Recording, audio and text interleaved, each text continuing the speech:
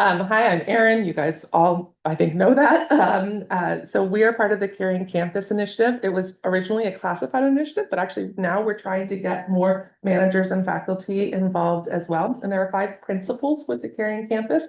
They are on this lovely poster, which we have all throughout the room. So if you want to take it back to your space, you're more than welcome to. And for those of you online or who will be watching this later on, please contact me, Erin, at the police department, and I can get you one of these to your area. But the Caring Campus Top 5 Community Behavioral Commitments, we have the 10-foot rule. We have name tags, which I am wearing. I never remember to wear my name tag. We have cross-department awareness, warm referrals, and first week greetings. So the 10-foot rule is basically if you see a student within 10 foot, especially if they seem really confused, warmly go up to them. Hey, can I help you with anything? Wearing your name tags is good to, again, show people that you belong to the SMC community, but it also helps people. We meet a lot of people. This is a good way for them to see our names and see that we're part of the SMC community. Cross-department awareness is about, knowing what different departments do. And then that way you can do a warm handoff for the different departments instead of being like, it's over there somewhere. Take them if you can to the area to help them out because, college can be a challenging place. The warm referrals, that same thing that I was just talking about, taking them to a place, calling somebody and be like, hey, can you help with this? And then greetings first week, really throughout the school semester, not just the first week, but it's obviously important for us to retain everybody we can right now in this current environment. But today we have 2 speakers, and we're going to start with Chief Johnny Adams. Actually, just a second. Okay. We want to also thank our, go ahead, there's some more slides on these. Okay, cool. Didn't know about any of these, but so yes, so breakfast is sponsored by the SMC Associates, which is really cool. There's a QR code right here. If you want to join the SMC Associates, they're made of community members, right? And faculty all of staff, us, faculty staff. We can all donate monthly donation or I think a yearly donation as well. And then there's several events coming up. So special events, Masters of Dance, which is really cool if you guys haven't ever seen any of the Masters of Dance stuff, and then the literary talks and readings. And then sure. And if you're interested, normally there's a crowd of you that aren't already part of Caring Campus. And so we would say, please join us. We have Cheryl's joining us. She's new. Sandra will be with us. She's new. So it's nice people doing nice things. So feel free to join us. And then at the end, we'll have time to introduce ourselves, but we're going to go ahead and just jump on into the police department. Okay, so who are we? So my name's Johnny Adams. I'm the chief of police here at Santa Monica College. We can go ahead and go to the next slide. So basically, we're a full service police department, right? We're here on campus 365 days out of the year, unless it's leap year, and that's 366, but 24/7. We can provide escorts for our students, staff, and faculty. We coordinate the emergency preparedness for all of SMC, and that means all of the satellite campuses as well. And we have the ability to send campus-wide notifications with Coursera Alert. And that's something that I really want everybody to sign up for. It's a very important thing because it's actually redundancy. Some of you may not have gotten the alerts when we sent them earlier, but this will definitely get it to you if you have this app. The second thing is HR builds these stuff for us. So if you have put your cell phone number in the home phone field, you need to change that and put it into the mobile field because the computer doesn't know how to send a text message to a home phone number. So you have to do that and then you'll get the messages. And then we're an active participant of the care and prevention team and the behavioral intervention team, which I'll talk more about. That's kind of our organizational chart. You can see right now where we are, but I have in the yellow, those are people we don't have and will potentially leave, and then the captain's position is vacant. But otherwise, you usually see about 2 officers on the day shift, 2 officers on the night shift, and then 2 officers on the graveyard shifts. There is a little overlap that we have for the days and the nights, but typically that's what we're at on that. And then we have 5 campus safety officers and the dispatchers that cover 24/7 as well. And then on the weekends, we even have Brian Wilson here as our supervisor. You can wave. We have 2 officers there, and we have CSOs as well, and 2 on graveyards. Next slide, please. So what are our services? We do crime reports. One thing I did put in there, we do fingerprinting as well. We keep the peace. So when you have something or a problem or anything like that, we keep the peace here on campus. We assist staff with operational issues. We have a lot of special events. You'll see us at every special event probably. You're making sure that we show our presence to make sure that you're safe. We also dispatch, if you didn't know that, we do all police, fire, and medical calls. And so I think that's important to know that if you dial 911 from a cell phone, it's going to Santa Monica PD. Or if you're at Bundy, it goes to LAPD, or Malibu, it goes to Sheriff's Department. So really, you need to use a campus phone to dial 911, or you need to use our number or have the Corsair Alert app. And so it's really important so you can get us there quicker. And then I wanted to talk about the sworn staff. We're all post-certified. Every single person at the police department has had to go to a real police academy. I went to the Sheriff's Academy 40 some odd years ago. And so everybody's gone. And it's about 6 months. So these officers have got about 6 months of training. And then when they get out, then we put them in a program, which is another, 12 weeks at least, sometimes 16 weeks. So just to get used to the campus and the area and stuff like that. So they get a lot of training. And then we also train probably about 40 hours a week where we have to send our officers, and they work with Santa Monica PD to do our continuing education. So they're highly trained. Next slide, please. Emergency preparedness. So we do coordinate a lot of training on this, and I want to get more training done this year. Actually, we're going to try to do a building monitor training. So I'm hoping that people will volunteer to become building monitors. I chair the emergency preparedness committee, which we meet the third Wednesday of the month. We talk about different things. If you didn't know, and they're all online, we have actually an all hazard mitigation plan. We have an emergency procedures booklet. We have an emergency operation plan. And then we have members who are the emergency operation team leads that work and do this, quite frequently. Now we have a new VP. She's not aware that she's actually going to be on this team, but she's on this team. And then myself, and then we have Daniel Phillips from Risk, and then we have Susan Fila from Health. And, that's basically our team. But then we do consult with campus council occasionally. And then we talk to senior staff about all the different issues. Every year we do 2 safety walks. So if you have any issues or anything like that, we do a safety walk on the campuses, and I ask my staff to go around and look for things. And they could be lights are out at night, so that we can go ahead and get those work orders in and fix those things. Or we have a problem with this door and it's always happening, so that I have all of the people that are supposed to be there, like VPs as well as people from maintenance that know about this. We document it so that they will fix these things, and they do it. They try to do it prior to the big semesters like fall and spring. The next part is we maintain emergency supplies, and as well as the also contact with SMCPD, fire, Red Cross, things like that. So we actually have emergency supplies here on campus and some of the trailers and stuff. We actually have emergency water. We have a plan on what we're going to do if we have to stay here on campus. But the nice thing is we don't have dormitories or residence halls yet, and we're a commuter school. So that makes things a lot easier as well. So we don't have as many supplies. And then we maintain and operate the emergency notification system and Corsair Alert. So that is actually new. And we're saving about $150,000 on that by transitioning, because we actually got this from a state grant that will continue forever, because they take your money from the 911 that you pay in your tax bill that will go to that fund, and then they pay to pay for this service. So we'll never have to do that. And we save the college $150,000 for the rest of whenever. Next slide. So the care and prevention team, real quick, it's a 15-member team. We like to connect the dots. We do threat assessment from the police department side, and we provide referral services. So that's where we work with students. And that's when you actually go ahead and report those problems, and then we work as a team to deal with that. New is the workplace violence prevention program, which you probably had training with Daniel online and things like that. We have a behavioral intervention team, and we monitor and mitigate issues as well. When we hear about these things, it gets raised up, where Daniel Phillips will be the chair of that. Then Susan Filo will be there as well. Myself, we have somebody from HR, Vina Chin is there, and campus council. We then decide and try to do threat assessment to figure out what are the best steps so that we can keep our campus safe and our employees safe. So that's something that we do as well. And then we just continually assess how to reduce workplace violence. So that's why Daniel's always saying to the safety culture, we really want to have a safety culture here on campus. And so that's what we try to do.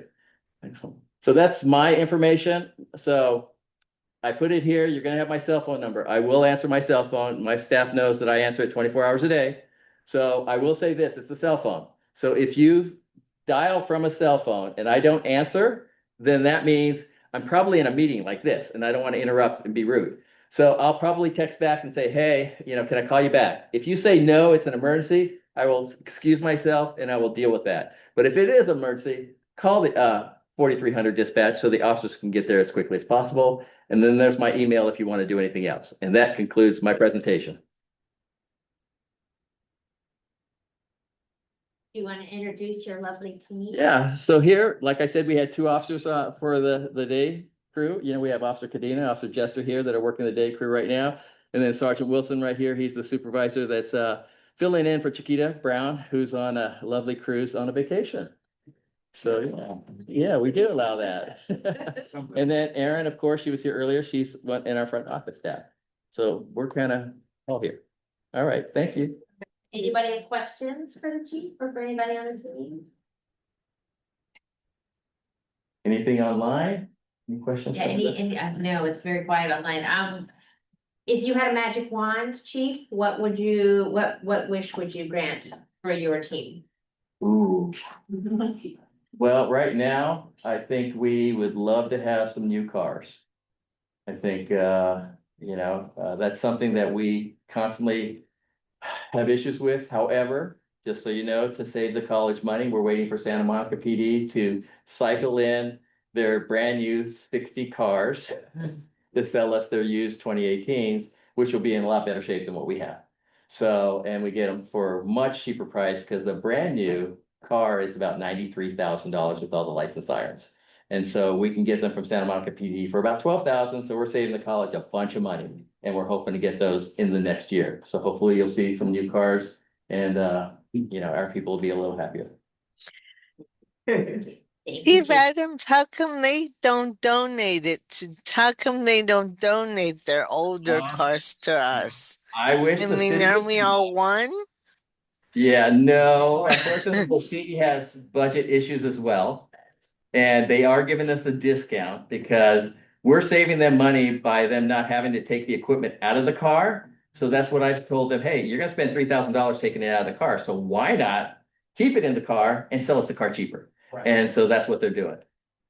How many are we getting? We're gonna get 3 marked patrol units, 1 unmarked car, and then 3 things for the CSOs that'll either be a pickup truck or a Ford Explorer in white. So 7 cars. So those 7 cars actually equate to 1 real brand new car. So. Thank you again, chief. Oh, Thank you're you. fine. Oh, we have another question? Okay, great. I have 2 totally unrelated questions, and I'm so sorry if I missed It's okay. this in your presentation. One is, this building has an alarm that goes off Mhm. many mornings. And Sorry. I sometimes call you guys and you fix it immediately. Are you the right people to call for that? Well, yes and no. We can silence the alarms, but they're fire alarms. And usually what they are trouble alarms that come through. And so maintenance then has to bring in the outside company, TRL, to come in and fix it. So that's why it keeps going off. And usually it's like a water flow, they'll have a spike in the water flow or something like that, and it just sets off the alarm. So it's not a real fire. If it was real fire, you see the blinking lights and everything for evacuation, but they have a work order on that. They have sent TRL out, I think yesterday, to fix that, but it does seem to be a problem around all the campuses. So as soon as you hear one of those beeping noises, you can call us to silence it. But then we need to follow up with a work order to maintenance to get that thing fixed. Okay. We have another question in the chat. When should we call you on your cell versus office versus dispatch? This Okay. is from Jen. Thank you. So I look at the cell phone as really something where you kind of want to talk to me confidentially about something, and or it's just get some advice. The dispatch is when something is happening right then and there, because the officer is going to get there a lot quicker. Because if you tell me about it, I have to get off the phone and then tell the dispatcher, and then they're going to send somebody. So that's the easiest thing. And then my office phone, it goes to my emails anyway. So basically you can go ahead and same thing. I will get back to you, through that. I usually do emails pretty much. I shouldn't even admit this, but I don't let my emails go. So I actually read them all before I go to sleep at night so that I don't have so many in the morning. So I will answer you, pretty much. Most people know that. But yeah, that's kind of the order, I would say. My other question was just about, so I work in international and we have a lot of students who are brand new to the country and just don't know a lot about like basic safety precautions that they should take. And sometimes they don't feel safe walking alone at night, or sometimes they shouldn't feel safe in certain areas. Do you have, I know you have a great website that has some resources and stuff, but specifically for students who are walking, have a late night class on campus, do you have any recommendations? Well, there's 2 things. Yeah. So one, if they download the Coursera Alert app, on there it says walk with SMPD. What happens is What you do is you click on that, your GPS pops up, and our dispatcher will then see where you're at on campus. You then pick where you're going to be going, and then they see where you're going to have your last destination. So they actually watch little footprints go across the campus as the person gets there. There's 2 buttons on the bottom though. So if you face an emergency, there's a red button that says an emergency. That tells the dispatcher, hey, this person's in trouble, and then the officers are dispatched to the location of that GPS. The other one is I'm done with my walk. So that just tells us, okay, we finished our walk, we're done, and we move on. So that's one. Or, we can also, if you call us about 15 minutes advance, we'll have a CSO or somebody go and walk them to the car if they want. And so we'll do that as well. Fascinating, thank you. Yeah, so I have please a close. question Oh, yeah. about that.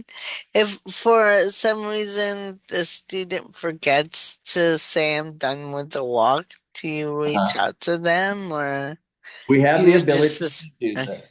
We do have the ability to do that on the back end.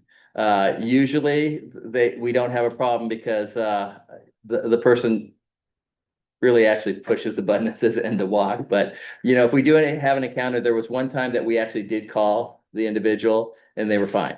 So it all depends if they answer the phone too on the other end.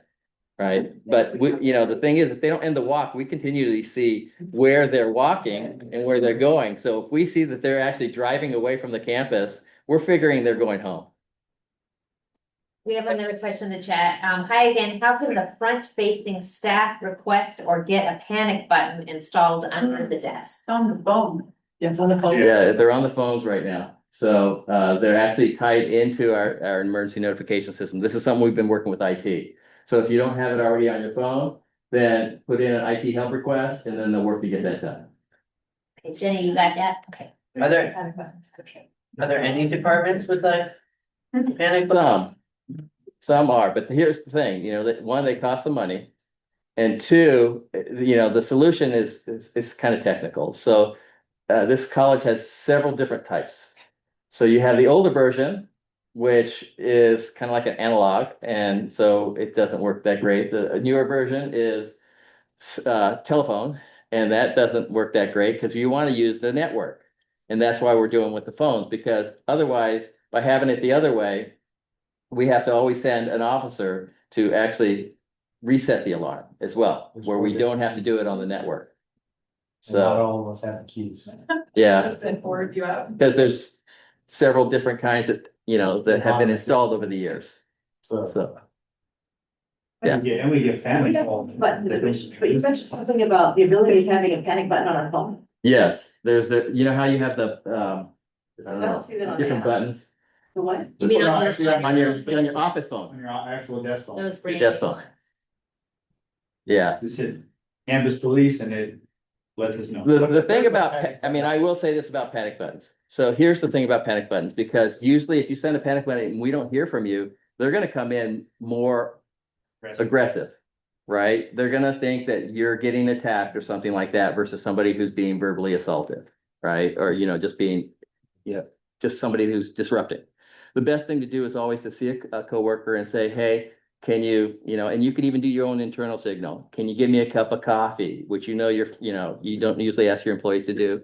And then they go back and they call campus police to tell us what's going on, and we show up. We have 1,300 cameras on this campus. And I know I have cameras in your office area because I can see it every day. And just if you don't know, I can actually access them on my phone to see them. And what's nice is with technology, we actually have a search feature now. So if we had a crime that occurred, I can actually do a search and say between this time and this time, whoever's been by this camera motion wise, let me know. And then it'll pop up that quickly. So it's kind of neat. It's kind of cool. But we're trying to use technology as much as we can just to help us to speed things up because, we have limited resources and we're trying to do a better job. Great questions, though. Yeah. Okay, one more round of applause then.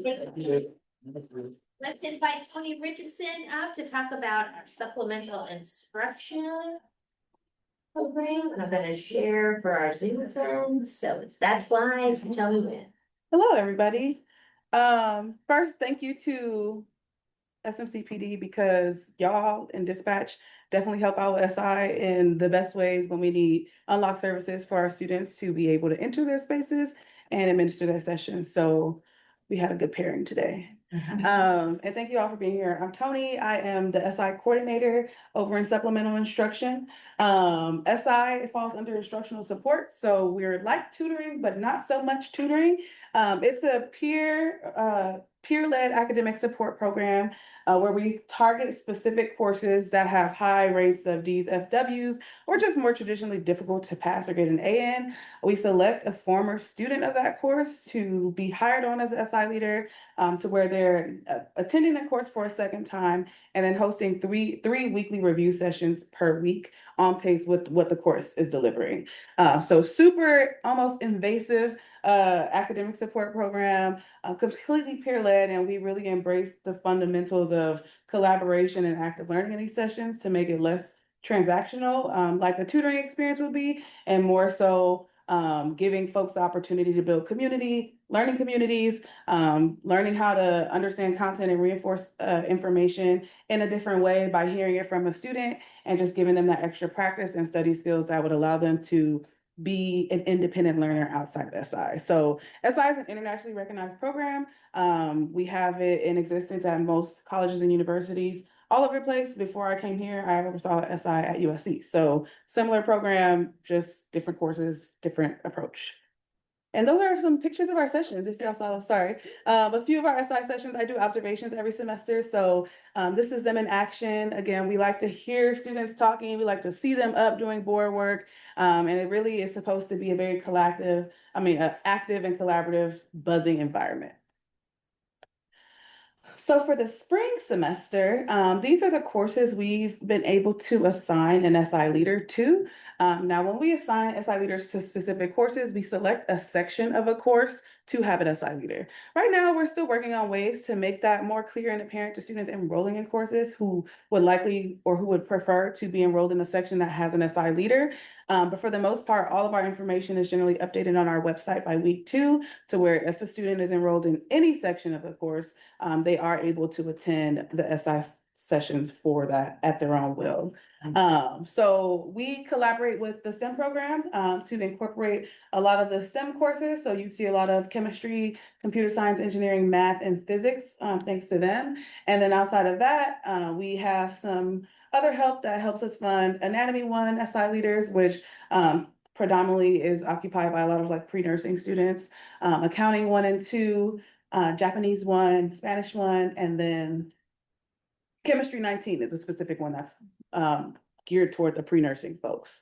So we're always talking about adding additional courses, and it's something that we found to be extremely useful for students, especially students who are on the transfer track or who are pre-med or students who have to keep their GPA up for whatever reason. We are always emphasizing the importance of SI and integrating that into your study schedule. If anybody ever has questions about course offerings or how to get there, y'all can email the SI email, which is on our website, or me directly, and that's there too. Next. So I get a lot of outreach from faculty who are interested in being assigned an SI leader. So I did want to share some information about how we assign courses and sections SI leaders. So like I mentioned before, we select courses based on how often a student earns a DF or W in that course. We particularly focus on gateway courses, so courses like Math 7 and Intro Chemistry, all the courses that have a sequence or, all those transfer level math and things like that that are just, really important. And now that we have no remedial courses, this is something that's super important for classes like that. And then just the historically difficult courses. All of our STEM courses are just hard. They're like 5 units each. They require a lot of studying. Not everybody knows how to approach studying for them. So we try and incorporate as many of those as possible. Now, really quick, if we could go back. When we're talking about assigning an SI leader to your course, and this goes for faculty, I usually just recommend that you reach out to me directly. I have a set of faculty members who I kind of rotate on a semester basis to say, okay, this semester you can get the SI leader. If you have any student recommendations that you think will be a good fit for the job, send those over. Otherwise, I post a position on our website for hiring. We always have to, and it's budget time, but we always have to determine whether we can allocate any additional funding toward adding new courses or even second sections of a specific course to add an SI leader. So we've been able to, and thanks to the STEM grant, have, doubling up on Math 7, Math 8, and some chemistry courses to be able to have more coverage for those sections. We've also been able to do that for anatomy recently because there was a lot of advocacy for that. But we are stretching this money really far. So we're not often able to add a ton. We just do what we can by kind of playing with, how many hours the student will be working per week and how we can adjust that based on how many units the course is. So yeah, if anybody's ever interested in getting a course added to SI, you can just reach out to me. That's all right. And then when we refer students to SI, sometimes we got to give them an extra set of context because as a first generation college student myself, if you told me to go to an SI session, I'd be like, I'm not doing that because it sounds intimidating. I don't even know what that means. I don't know what I'm walking into. So I always tell SI leaders and any, student support service on campus to kind of paint the picture for them. Like I mentioned before, any student enrolled in a section of a course with an SI leader is welcome to attend. Even if you're not assigned in the class where an SI leader is assigned, they can come for the extra practice. The sessions that take place, we offer 3 sessions per week. 2 of those sessions are facilitated review sessions that focus specifically on the content covered either that week or the prior week. And that 3rd session is a drop-in session, more like tutoring Q&A style. So if a student from another section of a course that doesn't have an SI leader is interested, I always refer them to the drop-ins first, and then maybe to the facilitated sessions for additional practice. We ask them to just show up, scan our QR codes and sign in, come prepared with lecture, textbook notes, and questions. So the important thing to remember about SI and how it differs from tutoring is you got to be ready to come to SI sessions. You can't come in cold or, haven't gone to class in a few weeks and you're just trying to catch up. You really have to have some knowledge of what you do and don't know about what's being covered in the class at that time to be able to follow along in SI. So I always recommend that students incorporate this into their study plan from the beginning. Because if you go and you haven't gone to class, you won't be able to follow along. Again, the SI leaders will review lecture material, facilitate activities. They provide practice problems that they either pull from a textbook, create themselves, or pull from AI at this point, because that's what they are doing. They've created mock exams to where if we have, it's midterms or final season, they're hosting facilitated mock exams to give students that extra practice, and then just providing study recommendations based on their experience taking the course. And then again, we encourage repeat attendance for SI for the best outcomes. Data-wise, students who participated in SI, I think 2 semesters ago, because I think that's as new as data as I have, earned a half letter grade to a full letter grade higher than other sections. And that's kind of what the data shows across the country with SI. So if you incorporate this into your plan of attack for these courses, you'll likely do better than you would if you didn't go to SI at all. So I always say, if you plan to go, commit to going at least once a week, and really just maximize your time with these SI leaders and with your peers. Because a lot of these courses, if you really thrive in an environment where you can develop study groups and meaningful connections, and just learn from each other and be able to kind of use your own student perspective to inform everything that's still foggy about each of these classes. So that's it. Again, I am the coordinator. Cheryl, it works with us as our administrative assistant under instructional support. So she is super helpful to the program. I have currently, I believe, 25 SI leaders who are starting in the spring. SI sessions usually start by week 3. And then thank you again to Campus Police for opening the doors. Any questions from anyone? Yeah. So what kind of training do the SI leaders get before they start? Good question. So we actually train them once a semester.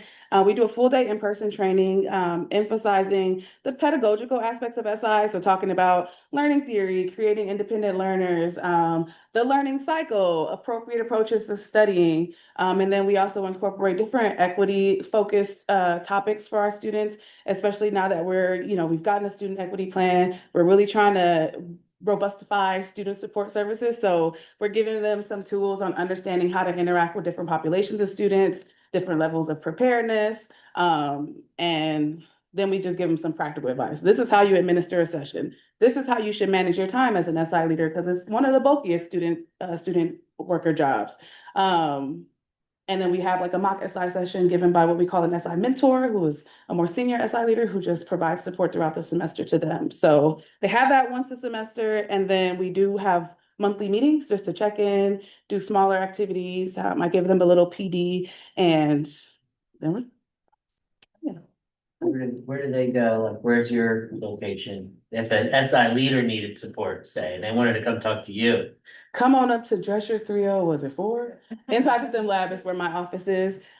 Strategically placed because, most of our students, our SI courses are STEM courses, so they kind of filter in, they ask me about questions. I always keep to SI leaders, I offer not only support with the work, but also support in their own development. Once it becomes application season for transfer, I'm reading their essays, I'm providing letters of recommendation, and really just having those kind of like holistic conversations with them so they know that student support even at the student level is a big load to carry, so I'm there for them to just lay it all on me. So it's gone really well. I've built some strong relationships with students at SMC through SI, and then I think my biggest goal now is just to encourage more participation, especially from our disproportionately impacted student populations. We don't get a lot of Black students in SI, we don't get a lot of Latinx students in SI, so we just want to bring them on in and get that support while we have it.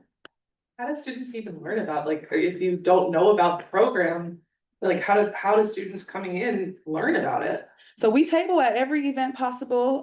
We are there waving our flyers. We bring SI Leader Star tables at SMC Startup, VIP Day.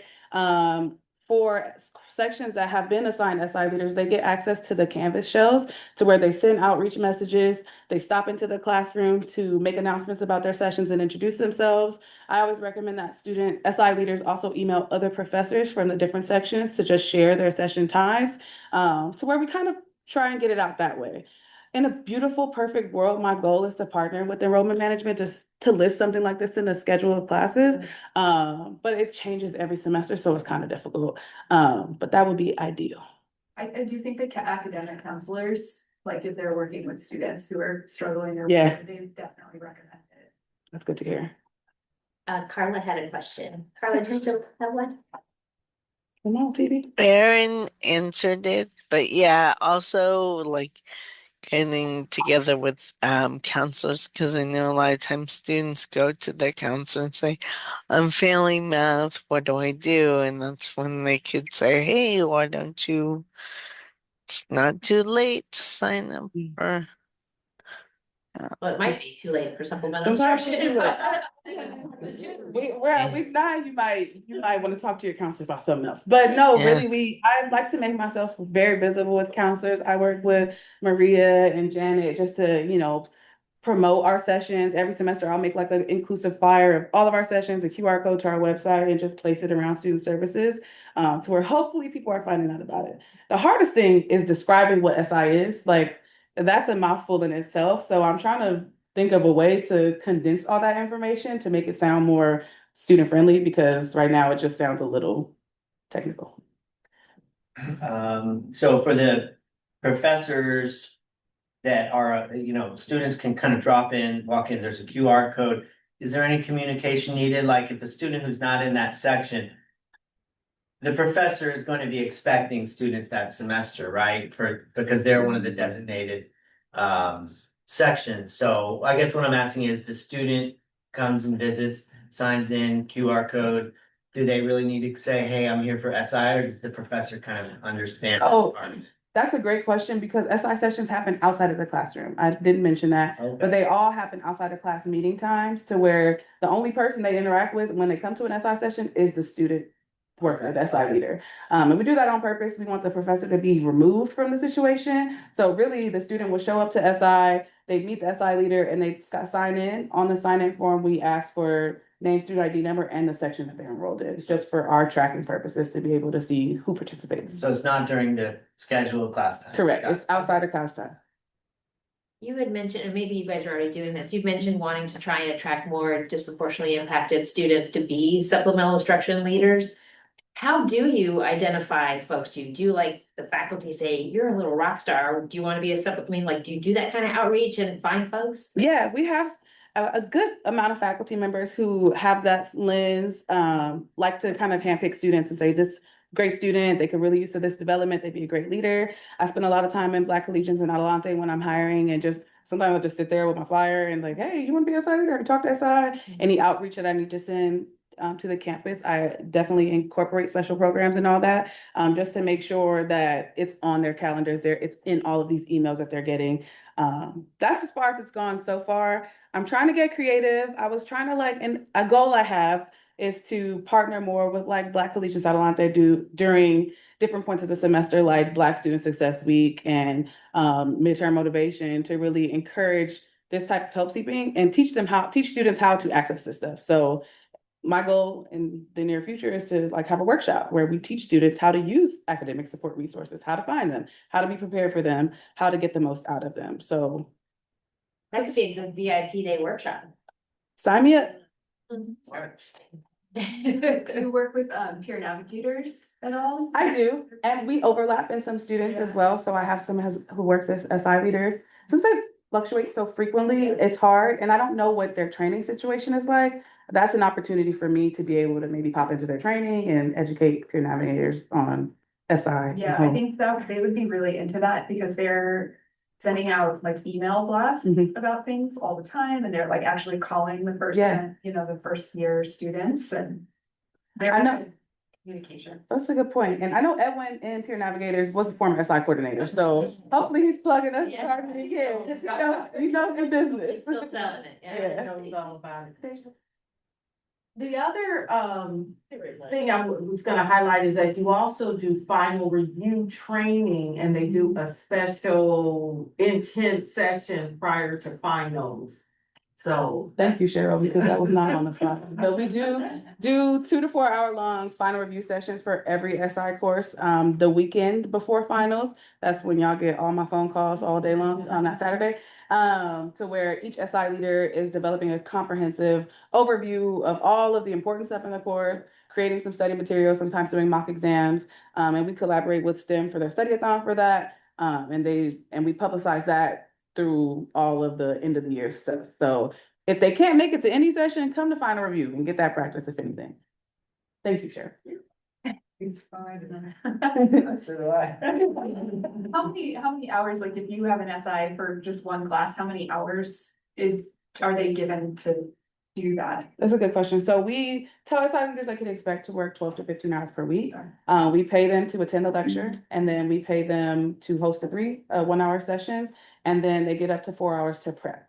So if they need to create any materials, activities, PowerPoints, that's all kind of included in that, roughly about 12 to 14 hours. That is so great, because you're basically paying them to master the concept. Yeah. They can continue to be amazing. Exactly. Wow. That's how we sell it. It's like, don't you want to really know? And maybe they don't, but the ones that do, they're I'm gonna pay you to continue to get better and to teach it, because that is true mastery when you can Yeah, teach it. exactly. On the budget and the funding and the hiring, are student help hours available? Yes, all student help mostly. Okay, good. Since we have had the STEM grant for so long, they have funding for those subjects that we are able to cover. And then we do get some district and seat funding to cover the non-STEM courses under student help. We've been creative with how many hours we allot based on us trying to add as many as possible. So some SI leaders will be capped at 10 hours per week based on how many students or how many course hours. And then some will probably be capped closer to 20 because of the intensity of the course. But yes, mostly student help. So international students are always welcome to apply for SI leader positions. We hire them as much as possible because this is generally their only opportunity. Yeah. And we'll plug it. How much longer do you have the STEM grant for? I don't know. It's spring. I don't know. Right now it's spring. So yeah. TBA, ask your president. But yeah, that's kind of up in the air right now, so it's hard to talk about. Any other questions? All right, let's get to it. So normally at the end, we just have folks briefly introduce yourself, say maybe how many years you've been at SMC, just kind of, this is the part about cross-pollinating, so we get to know each other, names and faces. You all are very identifiable, but it is nice to see you and hear a little bit more about you. So why don't we, Erin, you want to start us and take us around the room, and maybe the owl will follow you, and then we'll jump on the Zoom folks too at the end. So I'm Erin O'Neill. I'm the admin assistant at the police department. I sit at the front desk and I've been here for 12 years. All right, Brian Wilson, Sergeant with the Campus Police Department. As of February 7th, I've been here 15 years. Dominic Jester, I've been here for 10 years and I'm a police officer. Ruben Cadena, been here, well, as a police officer for 19. Johnny Adams, Chief of Police, and I've been here for 10 years. I'm Lindsay Poland. I work in the International Center as an immigration advisor, and I've been here 6.5 years. I'm Jeremy Lang, also immigration advisor in the International Center, and this is my 12th year at SMC. Sandra Franco, I'm with Community Outreach. We've been Academic, there are 2 departments in one, and I've been here 28 years. I'm Cheryl Spencer, and I'm the assistant in the Learning Resource Center, which is a tutoring lab and assisting with supplemental instruction in Drescher Hall, 3rd floor. And I've been here going on 5 years, but in a prior life, I was here years ago in 2009 with Black Collegians at Adelante for about a couple of years then as well. I'm Tony. I am the supplemental instruction coordinator. I have been here 2 years on February 1st, so yeah, happy birthday. Okay, we'll jump to, we've got Carla, Sergio, and Jenny online. I don't know why we can't see them, but I can see you. Go ahead, Carla. Hi, I'm Carla Brown. I'm also with the Caring Campus. I'm in Malibu as a media resources assistant. I've been here for 3 years, but as a temp, I've been on campus since 2000, and I was a student before then. Awesome. Thank you, Carla. Sergio? Hello, everyone. I'm Sergio Velez. Like Carla, I'm out here at the Malibu campus, campus safety officer, and I've been with the college for 3 years. Thank you, Sergio. Jenny, I'm not sure if you're able to hop on. She may have stepped away. She had some good questions in chat. Well, I'll just end. I'm Kirsten Elliott, Dean of Student and Community, Community and Academic Relations is the title in the Office of Student and Community Outreach. I have to close my eyes because it is still not sinking in, and I've been here 21 years. And thank you all so much for being here. And this will be recorded. It'll be posted on the web. We'll have more of these come in. I think we've got one in another couple of weeks. And we just know it's a really challenging time. So I'm grateful that you're here. I'm grateful that you're showing up in all the ways that we can. Be kind, take care of yourselves. And just let's get ready for spring semester and let's tear the crap all over those students that show up, okay? All right, thanks, everybody. Thank you, Carla.